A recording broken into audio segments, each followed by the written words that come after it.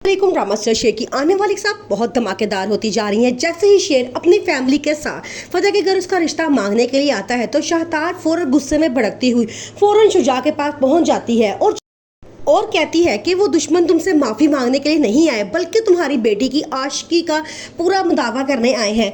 वो रिश्ता लेके आए हैं फजर के लिए। ये बात सुनकर शुजा गुस्से में पागल हो जाता है। वो अपनी बेटी का हाथ पकड़ता है और उसे घसीटते हुए मेहमानों के दरमियान से लेके जाता है और गाड़ी में जाके बंद कर देता है और कहता है कि तुम चलो। वो उसे गाड़ी में बिठा के किसी अनजान जगह पे ले जाता है और वहाँ जाके उसे कैद कर देता है। जब वो घर वापस आता है तो सारे बहुत परेशान होते हैं। फजर की मम्मा बहुत रो रही होती हैं। वो पूछते हैं कि मेरी बेटी कहाँ है, तो शुजा उसको आगे से जवाब देता है कि फजर मर चुकी है और वो इसको मैंने ऐसा मारा है कि यहाँ इस घर से कोई भी उसकी कब्र तक नहीं जाएगा।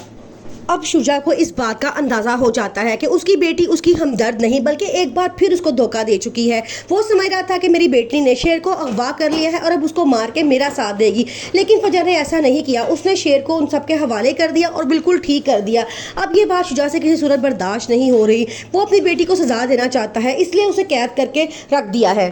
शेर उसके घर वाले शुजा को रोकने की बहुत कोशिश करते हैं, लेकिन अब वो पूरी तरह से पागल हो चुका है। वो किसी की बात सुनने को तैयार नहीं है। वो गुस्से में उन सब की भी बहुत बेइज्जती करता है और उन्हें घर से बाहर निकाल देता है। उसकी मम्मा कहती है तुम्हें ज़िंदगी में दूसरी दफ़ा मोहब्बत हुई है, पहली दफ़ा नहीं, फिर भी तुम उसके लिए इतनी दीवानगी दिखा रहे हो। आगे से वो कहता है कि मोहब्बत मुझे बेशक दूसरी दफ़ा हुई है, लेकिन इश्क मुझे किसी से पहली दफ़ा हुआ है।